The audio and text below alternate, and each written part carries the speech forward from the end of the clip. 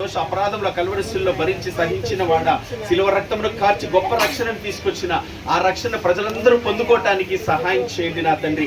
ఏ ప్రాంతంలో నీ సువార్త అందలేదో ఆ ప్రాంతంలో నీ సువార్తకు ద్వారాలు తెరవబడినట్లుగా ఆ సువార్తను ప్రకటించుటకు నా తండ్రి నాయన ఇంక అనేకులు సేవకులు సువార్తికులు మిషనరీని లేపబడినట్లుగా మాకు ఇచ్చిన బాధ్యతను మేము నమ్మకంగా చేయనట్లుగా అట్టి ఉత్సాహం ఉజ్జీవం నీ వాక్యం ద్వారా మాకు అనుగ్రహించి నా తండ్రి ఆ పనిని మేమందరూ నమ్మకంగా చేయడానికి సహాయం చేయండి. ఎవరైతే రక్షణ పొందుకొని ఉన్నామో ఆ రక్షణ అంతవరకు కొనసాగించుడు జాగ్రత్త కలిగి భయభక్తులు కలిగి విధేయత కలిగి నీ మాటకు లోబడి నడుచుకునే కృప మాకు దయచేయండి. పైకి భక్తి గాలి వారుగా ఉంటూ శక్తి లేని వారుగా ఉంటున్నారన్నారు నాయన. అట్టి వారిగా కాకుండా నా తండ్రి క్రియలలో ఆలోచనలో సమస్తములు నిన్ను కనపరిచే బిడ్డలుగా మేము ఉండుటకు నీ కృపని ఆశ్రయిస్తున్నాం. నీ పాదాలు చెంత పెడుతున్న నరులకు అసాధ్యములే నీకు సమస్తమును సాధ్యమే చేయగల దేవుడువైన నీకు అప్పగించుకుంటూ నీ పాదాలు చెంత పెడుతూ నిన్ను ఆశ్రయిస్తున్నాను నాయన.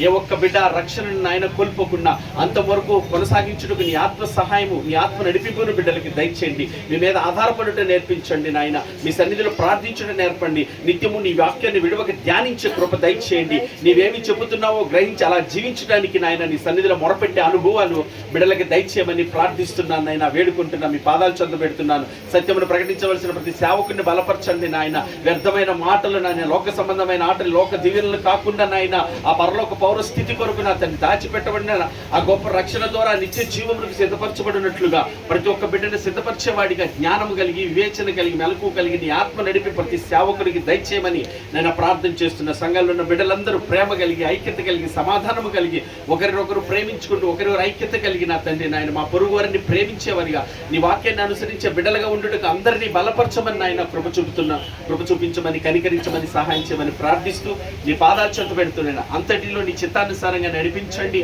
నీ జ్ఞానాత్మతో నీ ప్రజలను నింపి బలపరిచి సహాయం చేయమని ఇదిగో ఈ కూడికను కూడా ఇంతవరకు మీరు నడిపించినందుకు స్తోత్రాలు. ఇక నువ్వు మీ దాసుని బలపరిచి మీ ఆత్మ చేత నింపి మాకు కావలసిన జీవాహారాన్ని దయచేసి మా బలహీనతల నుంచి మమ్మల్ని విడిపించి నీ ఆత్మతో నీ యొక్క ఆత్మ నడిపింపుకు మమ్మల్ని అప్పగించుకున్నట్లుగా నీ ఆత్మ కార్యమంది జరిగించమని నీ కృపని ఆశ్రయిస్తూ నీ పాదాలు చెంత పెడుతూ యేసయ్య అతి శ్రేష్టమైన నామం పేరిట ప్రార్థించి వేడుకొనిచున్నాము పరమ తండ్రి.